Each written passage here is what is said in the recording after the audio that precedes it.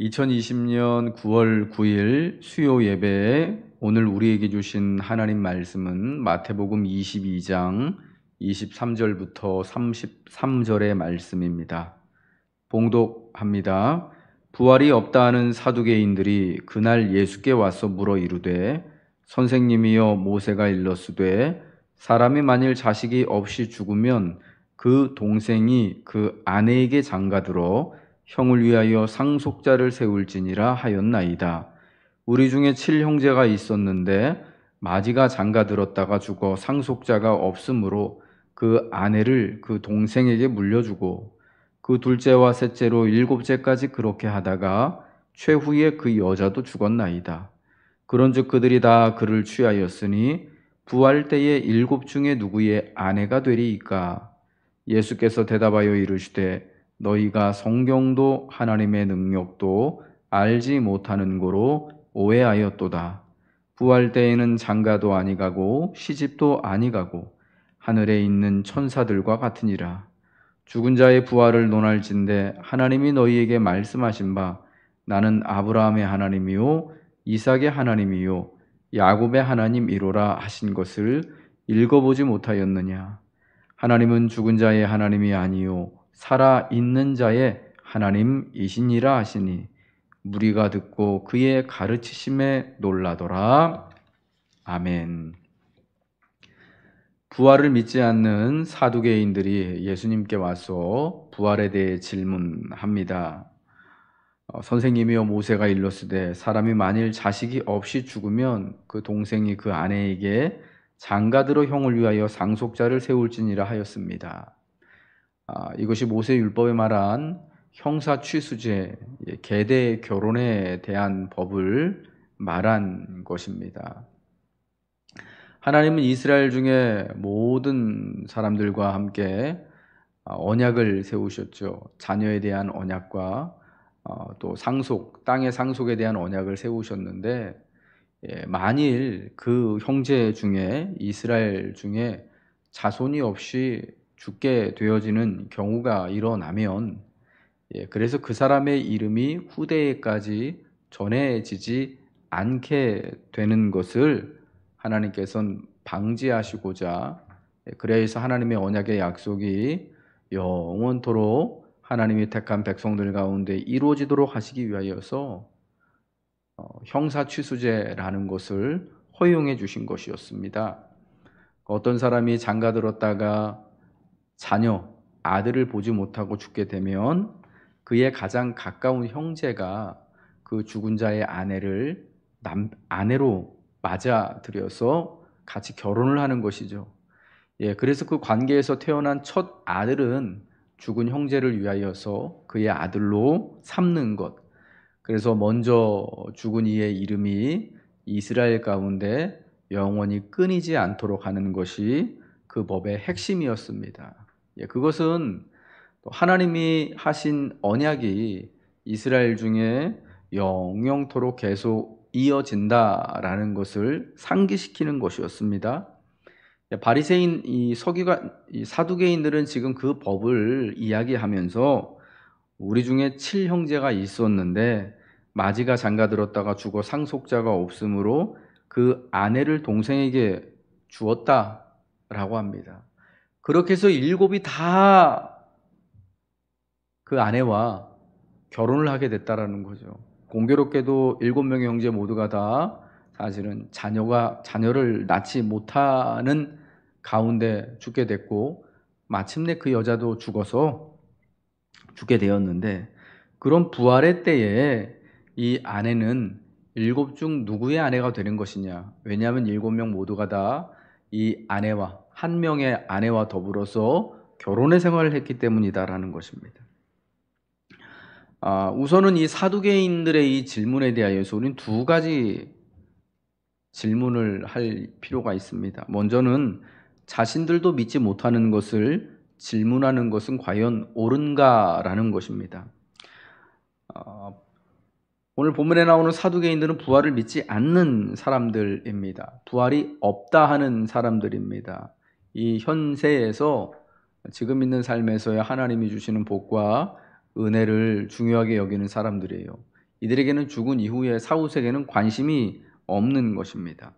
근데 자기들도 믿지 못하는 부활에 관하여서, 자기들은 부정하는 부활에 관하여서 마치 이런 일이 일어난 것처럼 가정하고 예수님께 질문하는 것입니다. 그러나 내가 믿지 못하는 것을 질문하는 것 자체는 사실은 옳지 않은 것이다라는 것을 우리는 이해해야 합니다. 내가 믿지도 않고 또 내가 이해하지도 못하는 것, 확신하지도 못하는 것을 가지고 같이 말하고 논쟁한다라는 것은 사실은 성립이 안 되는 것이죠. 우리는 이러한 것을 우리 이웃들에게서 특별히 종종 발견하게 됩니다. 어떤 이들은 우리 중에 어떤 사람들은 이런 사람들을 만나봤을 것입니다. 하나님에 대해서, 예수님에 대해서, 믿음에 대해서 질문하고 이야기하려 할 때, 신앙의 문제를 가지고 세상 사람들과 서로 논쟁이 붙었을 때 우선은 여러분, 우리는 그들에게 믿을 것을 권면해야 하는 것입니다. 믿지 않는 사람들이 하나님에 대해서, 예수님에 대해서, 부활에 대해서, 믿음에 대해서 믿음이 없는 가운데 전제 자체가 다른데 어떻게 믿는 우리와 함께 그 하나님에 대해서, 예수님에 대하여서 이야기할 수 있겠습니까? 믿음이 있을 때에야 하나님에 대해서, 예수님에 대해서 보다 많고 깊은 이야기들을 할 수 있는 것입니다. 그러므로 우리 사랑하는 성도 여러분들, 혹여나 여러분이 알고 있는 분 중에 어떤 분들이 그들이 하나님에 대해서도, 교회에 대해서도, 믿음에 대해서도, 예수님에 대해서도 전혀 이해하는 바가 없는데 우리가 가지고 있는 이 믿음과 신앙에 대하여서 토론하려고 하고, 그리고 또 부정하려고 하고, 또 공격, 논박하려고 할 때에 여러분 같이 이야기할 필요가 없는 것입니다. 우선은 그에게 믿음이 무엇인지에 관하여서 이야기해 줄 필요가 있는 것이죠. 믿음이 전제된 이후에야 같이 하나님에 대해서, 예수님에 대해서 말할 수 있는 것입니다. 그러면 혹시 여러분 주변에 누가 믿음이 없는 가운데에서 자기들은 전혀 하나님에 대해서 믿지 않으면서도 믿음에 대해서, 하나님에 대해서 이야기하려고 한다면 우선은 이렇게 말해 보세요. 그렇다면은 내가 믿는 예수님에 대해서, 내가 믿는 하나님에 대해서 내가 형제님에게, 내가 자매님에게 먼저 알려준 다음에 그 이후에야 형제도 어느 정도 하나님에 대해서 알고 난 이후에 우리 같이 한번 하나님에 대해서, 믿음에 대해서, 교회에 대해서 이야기해 봅시다 라고 말하면 좋을 것 같습니다. 또한 이 사두개인들의 태도는요, 현실에서 실현 불가능한 것을 질문하는 것은 옳은가라는 것을 질문하게 되는 것입니다. 7명의 형제가 공교롭게도 다 한 여자하고 결혼하게 되어지는, 여러분, 이런 일이 현실에서 과연 일어나겠습니까? 물론 아주 불가능하지는 않을 것입니다. 왜냐하면 이 현실에서는 참 말이 되지 않는, 우리가 상상하는 것 이상의 일들이 정말 공교롭게도 흔하게 자주 일어나기 때문입니다.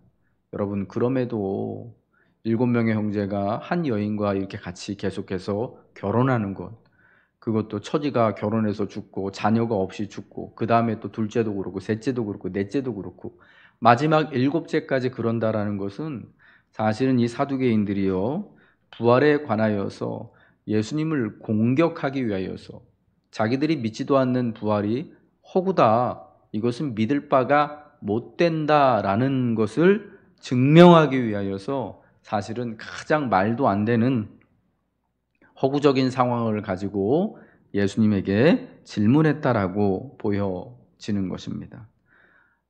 이것은 사실은 굉장히 쓸데없는 논쟁거리다라고도 말할 수 있을 것입니다. 중세시대 때, 교회가 온 세상을 지배하던 그 중세시대 때 스콜라 철학이라고 하는 신학 사조가 있었습니다. 이것은 굉장히 우리의 신앙을 사변적으로 만들었던 그런 신학 사조였는데요.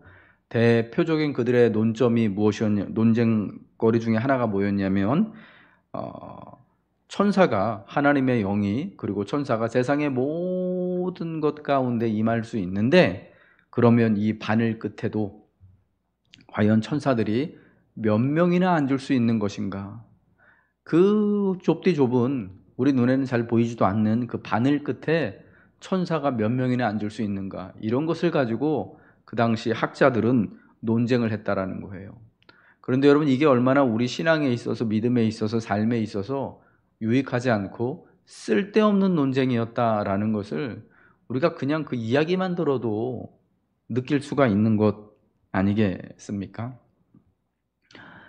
그 당시 대부분의, 예수님이 이야기를 들었을 때 당시 대부분의 유대인들은요, 사두개인을 제외한, 특별히 사두개인과 반대 당색을 가지고 있었던 바리새인들, 그리고 대중적인 유대인들은 모두가 다 의인의 부활을 굳게 믿고 있었습니다. 하나님께서 심판을 완성하시는 그 날이 되어지면, 예레미야와 이사야 선지자가 말한 것처럼 하나님이 심판과 구원을 이루는 그 날이 되면 의인이 부활할 것을 굳게 믿고 있었던 것이죠. 그런데 그 부활이요, 그들이 대중적으로 믿고 있었던 부활이 예수님께서 말씀하시는 부활과 의미가 살짝은 달랐다라는 것을 우리는 이해해야 합니다. 오늘날도 우리가 부활의 삶에 대하여서 궁금한 것들이 참 많이 있을 것입니다. 우리가 예수님 안에서 부활하게 되어지고 예수님이 마지막 이 땅에 오시는 그때 우리가 영원토록 주님과 더불어서 부활한 그 영광스러운 몸으로 살아갈 때 과연 우리는 어떤 삶을 살 것인가를 궁금해합니다. 여러분, 그러나 너무 지나치게 호기심을 가진 것은 사실은 호기심을 안 갖는 것보다 좋지 않을 때가 있다라는 것입니다. 우리는 물론 그때를 살아보지 못했기 때문에 과연 부활의 삶이 어떤 것인지에 대한 사실은 상상만 하지 실체는 잘 모릅니다. 그러나 우리가 주님의 말씀을 통하여서, 성경을 통하여서 이해할 수 있는 것들이 몇 가지가 있습니다. 먼저 우리 예수님은요, 이러한 부활에 관하여서 말도 안 되는 질문을 한 사두개인들에게 이렇게 말씀하십니다. 예수께서 대답하여 이르시되 너희가 성경도 하나님의 능력도 알지 못하는 고로 오해하였도다. 부활 때에는 장가도 아니가고 시집도 아니가고 하늘에 있는 천사들과 같으니라. 너희가 성경도 하나님의 능력도 알지 못하는 고로 오해했다. 부활의 삶에 대하여서 너희는 오해하고 있다라고 말씀하고 있습니다. 왜 그러냐? 부활 때에는 장가도 아니가고 시집도 아니가기 때문이다라는 것입니다. 마치 하늘에 있는 천사들과 같이 되어지는 삶이 부활의 삶이다라고, 영생의 삶임을 예수님은 말씀하신 거죠. 장가가고 시집가는 것은 현재 우리의 삶을, 이 썩어질 육체를 가지고 살아가는 현재의 삶을 가장 일반적으로 나타내는 것입니다. 여러분, 우리의 인생을 그냥 편하게 설명한다면 어떨까요? 태어나게 되고 자라게 되고 공부하게 되어지고, 그래서 공부해서 시험 보고 대학에 입학하게 되어지고, 입학한 이후에 또 공부하고 취직 준비하고 취업해서, 그리고 사람을 만나서 결혼하고 출산하고 집 사고, 그리고 여러분 그 삶이 계속 쳇바퀴 굴리듯 나아가 되어지는 거잖아요. 그러니까 오늘 예수님이 말씀하시는 시집도 아니가고 장가도 아니간다라는 말은요, 현재에 있어서 우리의 가장 일반적인 삶을 나타내는 거예요. 한 사람이 태어나고 자라고 공부하고 취업하고 시집가고 장가가고 출산하고, 그 다음에 나이 들고 늙어지고. 그러니까 부활 때에 장가도 아니가고 시집도 아니간다라는 것은, 그러므로 부활의 때는 지금 이곳에서의 삶, 그러니까 현재의 삶과는 완전히 다른 삶이라는 것이에요. 그래서 현재 우리에게 우리가 소망하고 우리에게 유익이 되고 우리에게 힘이 되고 우리를 기쁘게 해주고 우리에게 즐거움을 주는 모든 것들이 부활의 삶에 대한 상상으로 그렇게 작용해서는 안 된다라는 것이죠. 오늘 우리가 현세에서 꿈꾸고 바라고 기대하는 것들을 이제 부활 이후 예수님과 더불어서 영원히 살아가는 그런 영생의 삶에 빗대어서 살펴볼 수가 없다라는 것이죠. 내가 지금 이 현세에서 가장 좋은 것이 그냥 좋은 옷 입고 좋은 곳에 살면서 맨날 행복한 일만, 내가 지금 생각할 때 행복한 일만 하는 것이다 라고 해서 나중에 부활 이후에 예수님과 하나님 나라에 들어가서 영원히 누리게 살 때 지금 내가 이 땅에서 좋아하는 것들을 영원토록 하는 것이 부활의 삶이 아니다라는 것입니다. 예, 부활의 때에는 우리가 다 하늘에 있는 천사들과 같이 된다라고 말씀합니다. 하늘의 천사들과 같은 모습이 된다라는 게 아니고요. 하늘의 천사들이 지금 하늘에서 하는 그런 삶, 그런 일을 하게 된다는 거예요. 하늘의 천사들의 주요한 삶, 주요한 그들의 일은 무엇입니까? 보좌에 앉으신 하나님과 어린 양 예수님을 영원토록 경배하며 섬기는 일이에요. 하나님의 종이 되어서 하나님의 천사가 되어서 하나님의 명을 수행하고 하나님 앞에서 기뻐하며 하나님만을 높이는 것이 천사들의 일입니다. 예, 부활의 때에 가장 중요한 일, 부활의 때에 우리는 하늘의 천사들과 같이 되어져서 그 하나님 앞에서 그분과 함께 영원토록 하나님을 찬미하며 경배하는 일을 할 것입니다. 이게 우리가 천사와 같이 된다라는 것입니다. 그러므로 부활의 삶은 현재의 삶이 그저 영원히 지속되는 것이, 장가가고 시집가고 애 낳고 살아가는 그 삶이 영원히 지속되는 것이 아니다라는 겁니다. 단순히 죽지 않고 사는 삶이 부활, 영생이 아니다라는 거예요. 나는 아브라함의 하나님이요 이삭의 하나님이요 야곱의 하나님이로다. 하나님은 죽은 자의 하나님이 아니요 살아있는 자의 하나님이시니라. 오늘 본문 32절의 말씀입니다. 이 본문 32절의 말씀은요, 출애굽기의 말씀을 인용한 거예요. 미디안 광야에서 모세가 아직 하나님의 부름을 받기 전 그 광야에서 그 장인의 양을 치고 있을 때 호렙산, 그 광야 호렙산에 그 떨기나무에 불이 붙죠. 그 불타는 떨기나무 가운데 하나님이 임재하셔서 모세를 처음 부르셨습니다. 그러면서 하나님이 자신을 소개하시는 게 나는 아브라함의 하나님이요 이삭의 하나님이요 야곱의 하나님이다 라고 말씀하십니다. 이 본문이 지닌 불타는 떨기나무에 관한 이 이야기가 지닌 진정한 의미는 뭐냐? 아브라함, 이삭, 야곱으로 대표되어지는 하나님의 자녀들, 족장들, 언약의 대표들을 향한 하나님의 사랑을 상기시키는 데 있다라는 것입니다. 이미 모세가 그 미디안 광야 그 불타는 떨기나무에서 떨기나무를 보고 하나님의 부름을 받을 때 그의 조상들 아브라함과 이삭과 야곱은 이미 이 세상에 없습니다.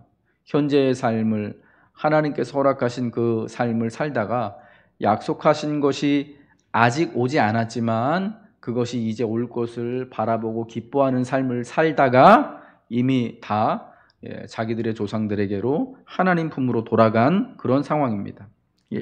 이미 죽은 지 오래된 그런 상황입니다만은 그러나 하나님께는 여전히 그 아브라함과 이삭과 야곱이 하나님과 더불어서 이 놀라운 언약을 맺은 그들이 여전히 살아있는 존재들로서 하나님은 여기신다라는 거예요. 그래서 나는 아브라함의 하나님이요 이삭의 하나님이요 야곱의 하나님이다 라고 말씀하는 것입니다. 하나님께서는 언약의 사랑으로 관계를 맺으시려고 택하신 자들을 버리시지 않으신다라는 것이죠. 그래서 여전히 수많은 세월이 흘렀지만 나는 아브라함의 하나님이고 이삭의 하나님이고 야곱의 하나님이다 라고 말씀하시는 것입니다. 창조주 되신 그분은 택하신 자들과의 관계를 심지어 죽음의 문을 넘어서까지 유지할 권능을 가지고 있고 그러한 마음을 가지고 계시는 것입니다. 하나님 아버지는 죽음보다 더 강하십니다. 죽음을 넘어서십니다. 죽음과 생명을 주관하십니다. 그것이 우리에게 부활을 약속하실 수 있고 부활을 가져다 주시는 하나님의 권능인 것이죠. 이 하나님 안에서 하나님의 언약과 사랑 안에서 아브라함과 이삭과 야곱 등은 여전히 살아있는 존재들로서 자리매김한다라는 것입니다. 그래서 여러분 부활은 하나님의 언약과 사랑을 상기시키는 것입니다. 단순히 우리 오늘 이 땅에서의 삶이 시집가고 장가가는 삶이 영원히 지속되는 것이 아니에요. 하나님의 사랑은 죽음조차도 막을 수 없는 것입니다. 하나님의 사랑은 세상에서 가장 강력한 원수인 죽음의 권능을 넘어섭니다. 이 놀라운 사랑 안에 아브라함과 이삭과 야곱이 있고, 그리고 그리스도 예수를 믿는 성도가 있습니다. 교회가 있습니다. 부활을 통해 영원하신 하나님의 권능과 성도를 향한 하나님의 사랑을 바라보십시오. 이 부활이 얼마나 하나님이 우리를 사랑하시는지, 또 그 하나님의 권능이 죽음조차도 넘어서는 그 하나님의 권능이 오늘 우리를 붙들고 있음을 여러분 감사하십시오. 그러면서 이제 곧 우리가 맞이하게 되고 누리게 될 하나님의 놀라운 부활의 때를 사모하며 오늘 이 현재의 삶을 살아가시길 주님의 이름으로 축복합니다. 기도하겠습니다.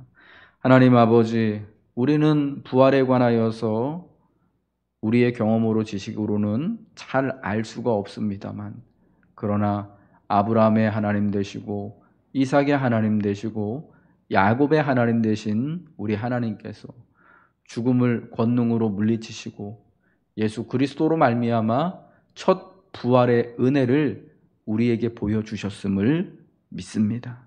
주님, 이 믿음을 따라 우리가 부활에 변하지 않는 소망을 붙들고 살아가게 하시고, 하나님께서 주실 이 부활을 통하여서 하나님의 권능과 변함없는 사랑을 마음껏 누릴 수 있는 하나님의 자녀가 되게 하옵소서. 오늘 우리가 살아가는 이 현재의 삶이 하나님의 주시는 그 부활의 때를 위한 준비하는 시간인 줄로 믿사오니, 오늘 우리에게 부활에 대한 귀한 믿음을 더욱 든든히 하여 주셔서 예수 그리스도 안에 있는 부활과 영생의 소망을 따라 우리 오늘의 삶을 살아갈 수 있도록 하나님이 축복하여 주옵소서. 아브라함과 이삭과 야곱의 하나님 되신 하나님께서 오늘 나의 하나님이 되어 주셔서 하나님의 긍휼과 하나님의 권능의 손으로 우리를 붙잡아 주시길 원하며 예수 그리스도 이름 받들어 기도합니다. 아멘. 주님 가르쳐준 기도하시겠습니다. 하늘에 계신 우리 아버지여, 이름이 거룩히 여김을 받으시오며 나라가 임하옵시며 뜻이 하늘에서 이루어진 것 같이 땅에서도 이루어지이다. 오늘날 우리에게 일용할 양식을 주옵시고 우리가 우리에게 죄 지은 자를 사하여 준 것 같이 우리 죄를 사하여 주옵시고 우리를 시험에 들게 하지 마옵시고 다만 악에서 구하옵소서. 대개 나라와 권세와 영광이 아버지께 영원히 있사옵나이다. 아멘.